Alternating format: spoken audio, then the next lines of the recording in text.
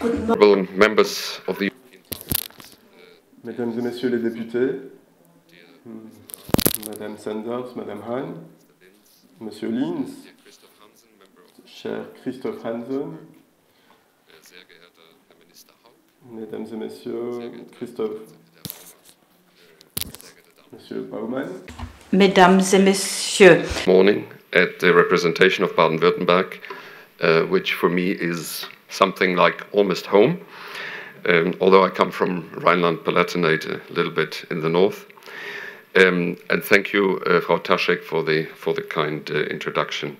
Let me start by bringing you the greetings of my Commissioner Ivanova. She cannot be here today, and therefore I'm pleased to speak to you on her behalf. And I feel really honored to be in the position. Je me sens particulièrement chanceux. Les deux premières éditions du Forum Rhin-Meuse se sont concentrées sur le développement des transports, des sujets très larges. Aujourd'hui, nous allons parler de la contribution de la bioéconomie, des ressources renouvelables pour le Pacte vert européen. Ce n'est pas un sujet moins important, loin de là. L'Europe aujourd'hui fait face à un nombre de défis liés, interliés, la perte de biodiversité, le changement climatique, l'instabilité géopolitique, la fragilité économique des zones rurales et la transition démographique font partie des défis majeurs. Il y a aussi le défi de la cohésion de nos sociétés et un défi à long terme pour notre compétitivité. La présidente de la Commission européenne, Madame von der Leyen, a demandé à Mario Draghi d'analyser de manière approfondie ces défis. C'est un rapport qui est attendu par beaucoup de personnes. Je suis convaincu que ce rapport sera très intéressant. Je suis certain que les débats que nous mènerons aujourd'hui, c'est-à-dire le rôle de la bioéconomie et l'utilisation de ressources renouvelables, figureront dans ce rapport. Je suis convaincu qu'une bioéconomie forte, basée sur des ressources renouvelables, sont des bonnes pratiques, des bons exemples pour nous permettre d'aborder les défis que je viens de vous énoncer, en particulier pour atteindre les objectifs du Pacte vert européen. La manière de laquelle nous aborderons ces transitions énergétiques est majeure, est un effort majeur.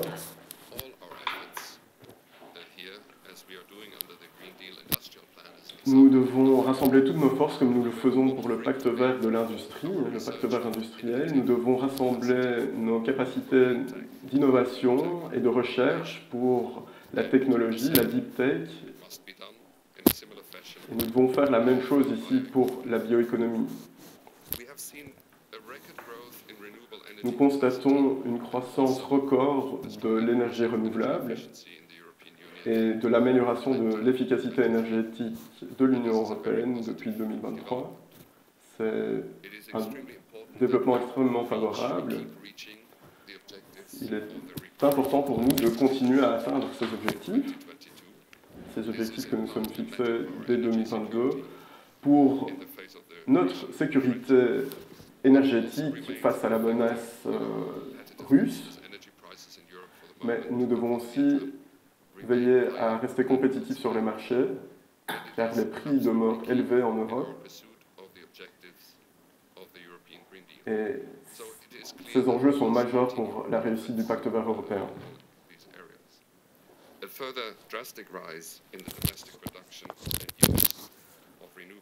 Nous devons utiliser plus de ressources renouvelables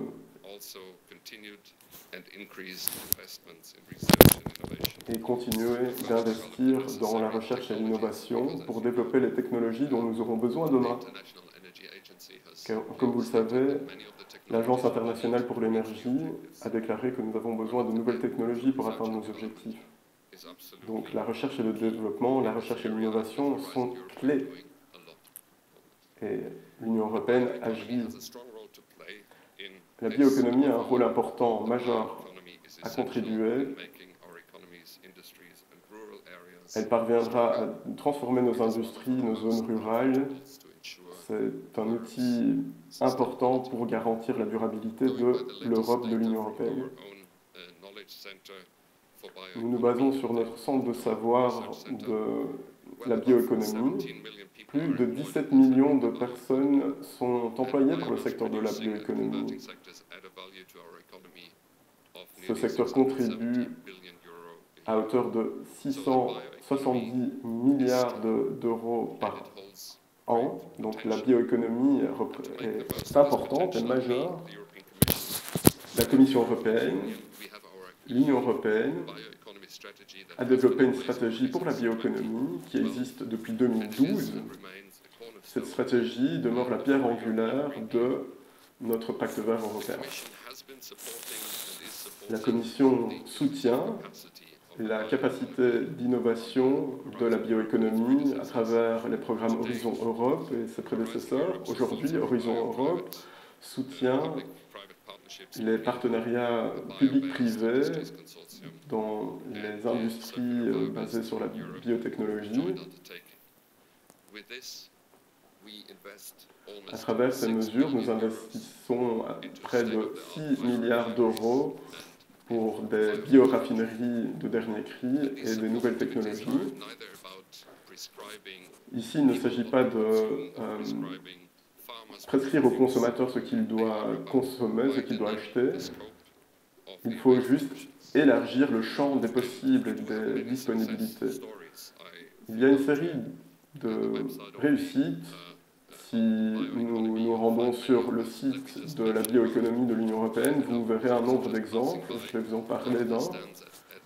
Je viens de passer un des panneaux à l'entrée où on m'a présenté un projet intéressant. Donc je vais juste y faire référence à ce qui se trouve sur le site web. Donc il y a le projet circulaire qui s'appelle Biochem. Je ne suis pas sûr de la prononciation. C'est un projet français qui a inauguré sa première bioraffinerie. Cette implantation industrielle produira des produits chimiques et des engrais à travers des processus zéro déchet. C'est le type d'innovation dont nous avons besoin pour atteindre nos objectifs auxquels j'ai fait référence plus tôt. La science de la vie et la recherche en biologie ont une tradition importante en Europe. Mais il faut aussi reconnaître que les États-Unis, la Chine ont apporté un soutien majeur à ces secteurs dans leur pays et nous devons veiller à ces développements pour demeurer compétitifs. Il nous faut des bons cadres, des bonnes incitations pour la recherche, le développement et la création d'emplois. L'écosystème de recherche et d'innovation européen doit se liguer. Les vallées de l'innovation régionale qui rassemblent plusieurs acteurs à travers les régions sont des acteurs majeurs. Nous devons soutenir ces régions pour développer leur propre industrie de la bioéconomie. Il y a déjà 10 États membres qui y œuvrent, peut-être pourrait-il y en avoir encore plus. Il existe également des régions qui développent leur stratégie. Je pense que la région de Baden-Württemberg et du Grand Est sont des bons exemples à suivre. Du point de vue de la Commission, les développements, les avancées plutôt sont très positives.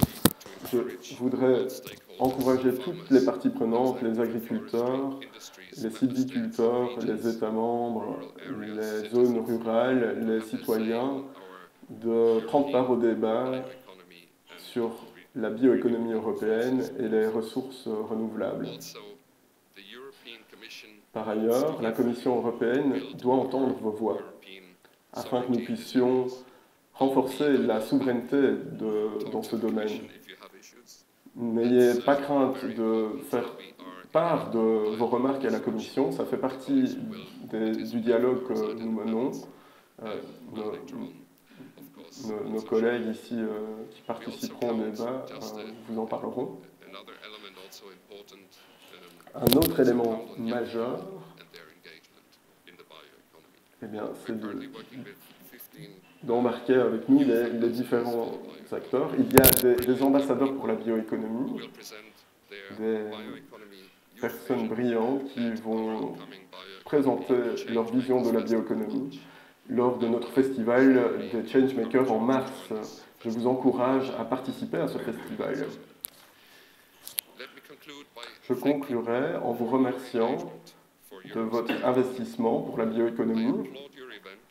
Je voudrais vraiment féliciter l'organisation de cet événement qui rassemble des acteurs majeurs et des régions importantes. Votre initiative est un exemple à suivre, un exemple de la manière de l'Europe, de la manière que l'Europe peut fonctionner et doit fonctionner. Je vous souhaite beaucoup de réussite lors de vos débats. Merci beaucoup.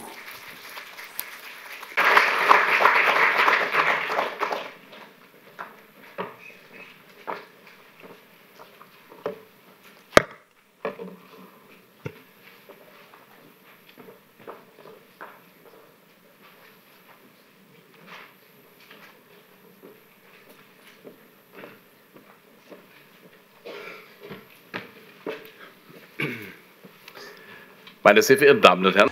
Mesdames et messieurs, soyez les bienvenus à la représentation permanente du Baden-Württemberg auprès de l'Union européenne.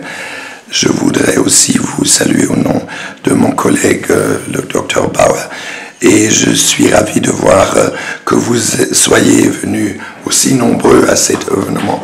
Je voudrais tout particulièrement souhaiter la bienvenue les collègues du Parlement européen, aussi les représentants de la Commission européenne, en particulier le Dr Wertheim. Et nous nous réjouissons d'être votre hôte aujourd'hui lors de cette rencontre. Cela souligne que nous représentons en fait une très grande région commune et très importante. Nous sommes des voisins directs de la région Grand Est. C'est le fleuve du Rhin qui nous sépare, tout simplement. Un grand ami est décédé, un de nos grands amis au niveau politique. Il a aussi été commémoré par le président de la République française et il a donc symbolisé durant toute sa vie politique un lien très important entre le land du Baden-Württemberg et la région Grand Est, un pilier sur lequel peut reposer la construction future de l'Europe. Et je voudrais également souhaiter la bienvenue le chef de cabinet de la commissaire européenne Ilona Ivanka, mais également je ne voudrais pas manquer de souhaiter la bienvenue Madame Anne Sander et tous les autres collègues représentant les autres régions de Belgique, des Pays-Bas, du Luxembourg, de la Suisse et d'Allemagne. Le fait de pouvoir organiser cet événement conjointement aux collègues de toutes ces régions est un fait très important. Et je me réjouis de voir que vous soyez venus très nombreux à notre journée d'aujourd'hui. Nous, du Baden-Württemberg, mais aussi l'Alsace-Lorraine et la Champagne, ne se trouvent pas seulement au centre de l'Europe, mais nous sommes également des Européens convaincus et nous sommes très heureux de proposer une plateforme pour de tels débats. Et nous devrions aussi, c'est notre conviction, donner une contribution très importante à la construction future de l'Europe. Donc, il y a quelques quelques années, la Commission européenne a déjà fait entériner sa politique en matière de bioéconomie et qui a engendré une grande panoplie de projets de différentes tailles, de petites mais aussi de grandes tailles. Et nous avons, il y a 5 ans,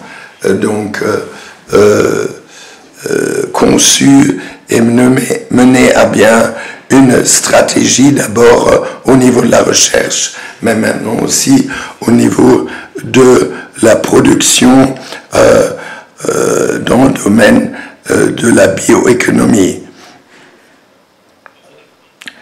Nos voisins, nos partenaires de la région Grand Est sont aussi convaincus de la nécessité de promouvoir encore davantage la bioéconomie.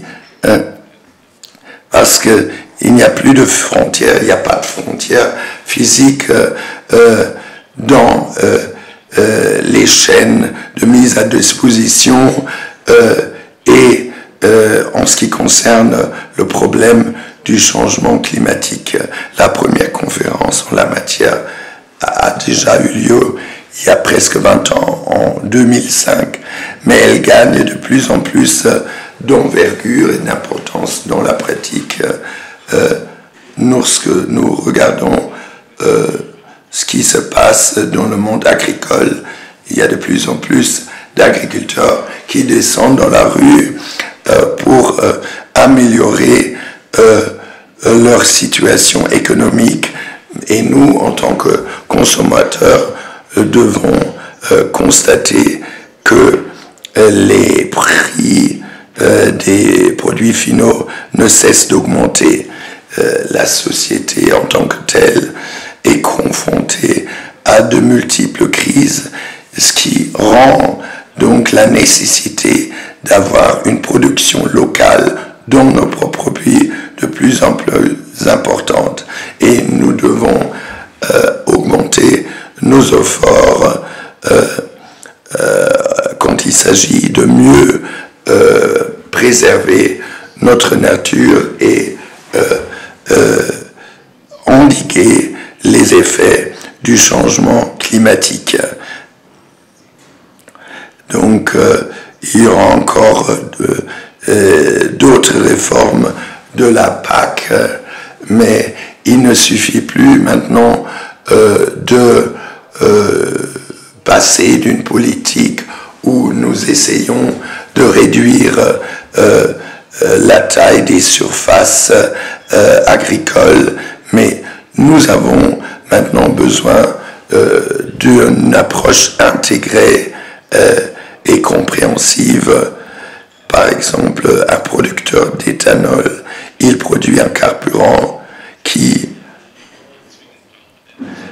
dont nous aurons encore besoin dans les 30 à 40 années à venir pour la promotion de l'automobile, parce que ça sera encore nécessaire pendant un très long laps de temps avant de passer entièrement à l'usage de combustibles renouvelables. Nous pouvons déjà à l'heure actuelle de produire des mélanges contenant un certain pourcentage d'éthanol, certes, mais nous aurons encore besoin de cette matière, de ce produit pendant pas mal de temps.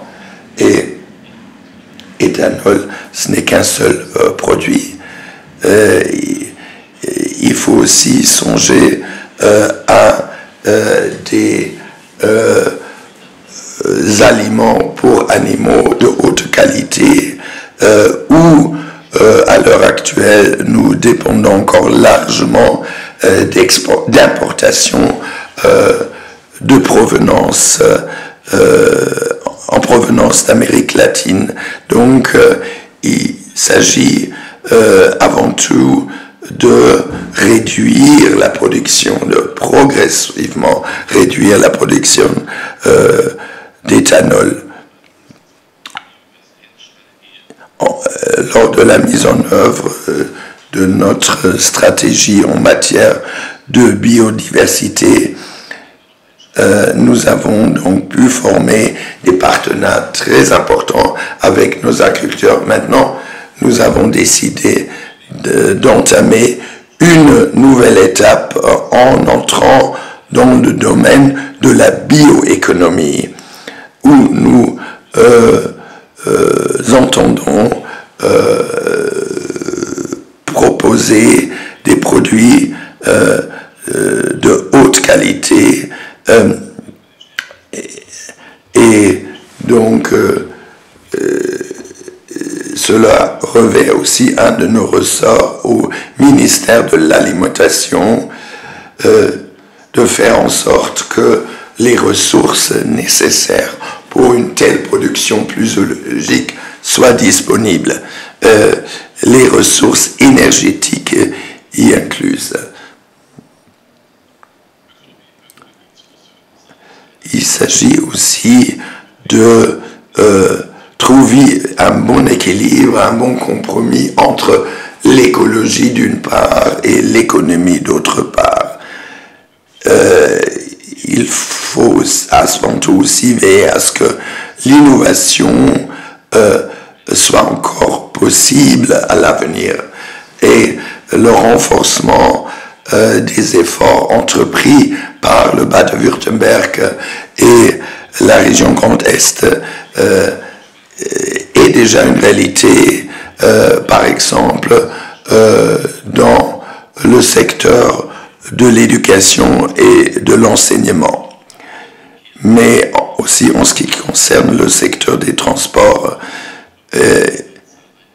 nous avons déjà pu donc mettre en œuvre beaucoup de projets communs qui ont été couronnés de grands succès et la coopération entre, par exemple, différents sucriers des deux régions et d'utiliser certains produits secondaires de la production de sucre à de nouvelles fins.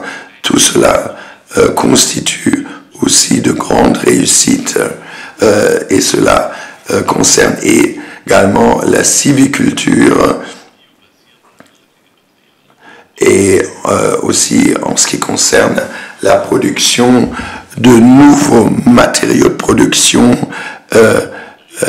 biologiques et le nouveau développement d'ingrédients alimentaires.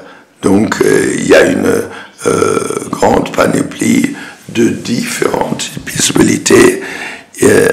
À mon avis, il est essentiel de joindre nos efforts et je m'adresse particulièrement aux représentants de la Commission européenne, mais aussi du Parlement européen, et les encourager à poursuivre sur ce chemin de renforcer la biodiversité et aussi la bioéconomie, pas seulement en ce qui concerne une mise en œuvre efficace des mesures prévues.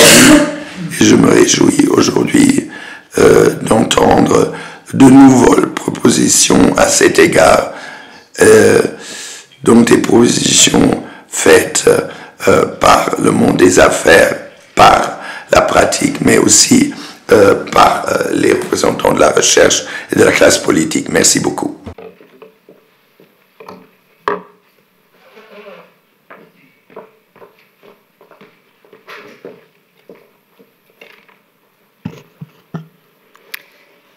Mesdames et messieurs, bonjour à tous.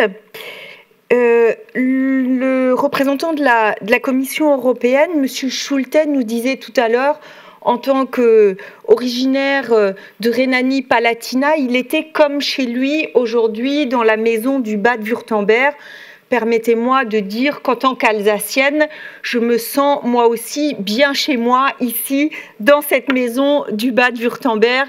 Et je voudrais remercier les ministres et tous ceux qui nous accueillent aujourd'hui au Bade-Wurtemberg. Alors, je voudrais saluer en particulier le ministre de l'Alimentation, des Affaires rurales et de la protection des consommateurs du Land Bade-Wurtemberg, cher Peter Hauck. Je voudrais également saluer monsieur le secrétaire d'État au ministère de l'Environnement, du Climat, de l'Énergie du Bade-Wurtemberg, cher André Baumann. Je voudrais saluer ma collègue vice-présidente de la région Grand Est, Béatrice Moreau. Et je voudrais évidemment tous vous saluer, mesdames et messieurs, représentants des institutions européennes, avec une mention particulière pour le Parlement européen et pour mon collègue, pour mon président Norbert Lins, président de la très importante commission de l'agriculture du Parlement, remercier les représentants des autres institutions, les représentants du monde économique, universitaire et bien évidemment aussi les autorités régionales et locales. Merci mesdames et messieurs d'être avec nous aujourd'hui. Alors il s'agit de la 3e édition de ce beau rendez-vous annuel, de cet événement, en tout cas c'est ce que nous souhaitons faire, de ce forum Rhin-Meuse, un rendez-vous que nous avons initié avec nos partenaires du Land, du Bade-Wurtemberg, il y a 3 ans maintenant.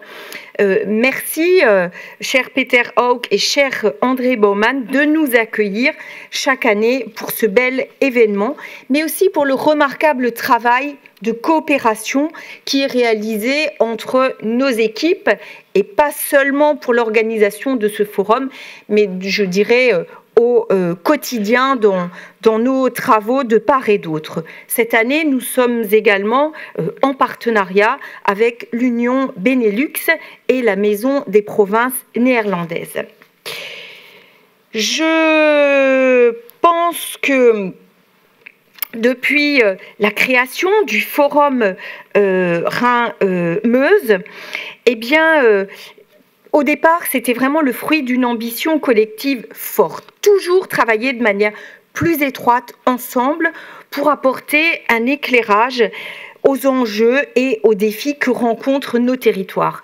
Et quand on est dans le territoire du Grand Est et quand on a le Bade-Wurtemberg juste à côté, eh bien, évidemment, les enjeux sont quand même les mêmes. On est confronté aux mêmes difficultés, aux mêmes questionnements pour voir comment répondre à ces grands enjeux du monde d'aujourd'hui. On travaille aussi ensemble, plutôt que de travailler chacun de son côté, eh bien, pour essayer de trouver des solutions innovantes. Le Forum Rhin-Meuse est également le symbole des liens que nous souhaitons approfondir pour l'avenir. C'est essentiel, eu égard à la place et à l'investissement croissant de nos régions qui jouent un rôle de plus en plus important, notamment dans la mise en place des politiques européennes. Et je crois que nos régions doivent être très réactives face aux nombreux défis et face à la rapidité des changements auxquels nous devons faire face. Alors, avec 21 organisations membres, eh bien, notre collectif régional Grand Est Europe a pour ambition de contribuer dans la durée au dialogue essentiel entre les territoires et les institutions européennes, et ce, à tous les niveaux. L'idée étant vraiment d'œuvrer pour plus encore défendre des enjeux partagés, faire entendre la voix des acteurs des régions et des territoires dans les grands débats européens. Nous voulons aussi valoriser nos territoires à travers nos projets et leur réussite. Alors, les questionnements sont nombreux. Ces questionnements que nous nous posons au niveau global, européen, eh bien évidemment, les acteurs des territoires se posent ces mêmes questionnements et sont confrontés aux mêmes difficultés. Avec l'hydrogène et les transports cette année, L'hydrogène, c'était il y a 3 ans. La question des transports, nous l'avons traité dans le cadre du Forum Rhin-Meuse l'année dernière. Et donc, cette année, c'est une nouvelle problématique sur laquelle nous allons travailler et donc qui porte sur le pacte vert. Qu'est-ce qu'on en fait de ce pacte vert? Et c'est vrai que la contribution de la bioéconomie circulaire et des ressources renouvelables, eh bien, ça va alimenter nos débats et c'est une solution du pacte vert. Alors, je veux vraiment revenir moi aussi quelques instants sur ce pacte vert. Nous l'avons défendu au niveau européen et les enjeux derrière sont énormes. Lutter contre le changement climatique, réinstaurer de la biodiversité, s'engager, avoir une forte ambition environnementale, nous sommes tous collectivement confrontés à ces enjeux. Mais d'autres enjeux se présentent à nous aussi. Sécurité alimentaire, sécurité énergétique. Et ça, c'est vrai que parfois, eh bien, on voit bien, en fonction des sphères, on a tendance à prendre le problème d'un côté, par un angle, en oubliant le reste. Et je crois que nous avons besoin d'une vision tout à fait globale, en tenant compte de l'enjeu, de l'ensemble des enjeux et de tous ces défis à relever.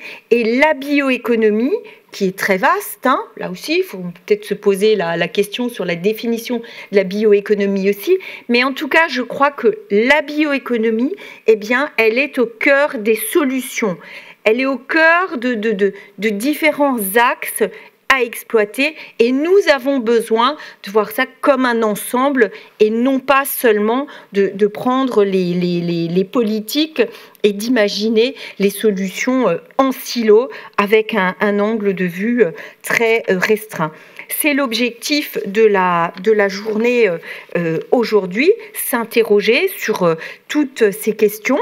Ça a du sens parce que notre région est riche de ressources naturelles, de savoir-faire industriel, agricole et universitaire, de compétences.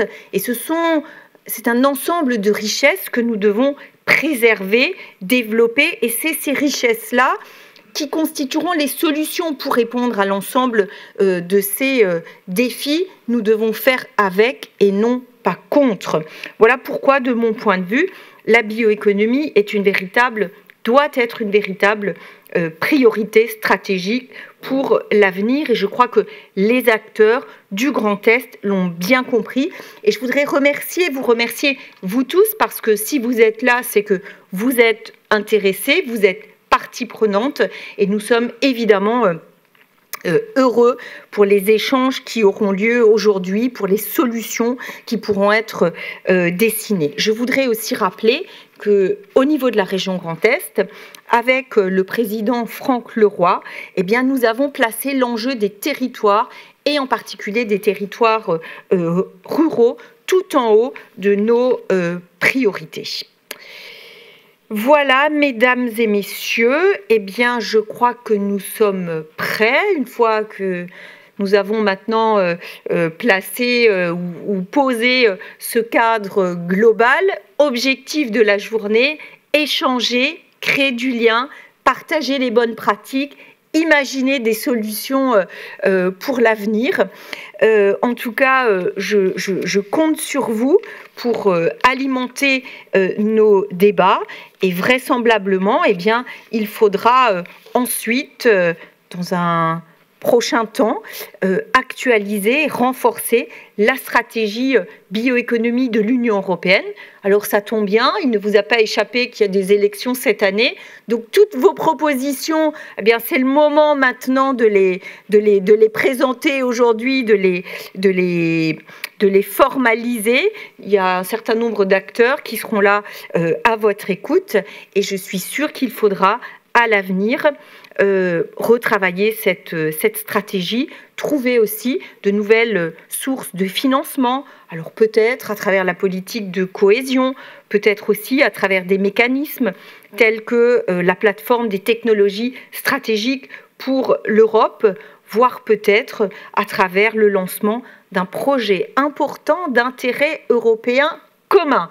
Voilà, en tout cas, quel que soit le nom du projet ou le nom du programme, il faudra vraisemblablement aller plus loin sur l'accompagnement et sur voir comment on imagine cette future politique soutenant la bioéconomie. Je nous souhaite à tous de belles discussions aujourd'hui et je vous remercie.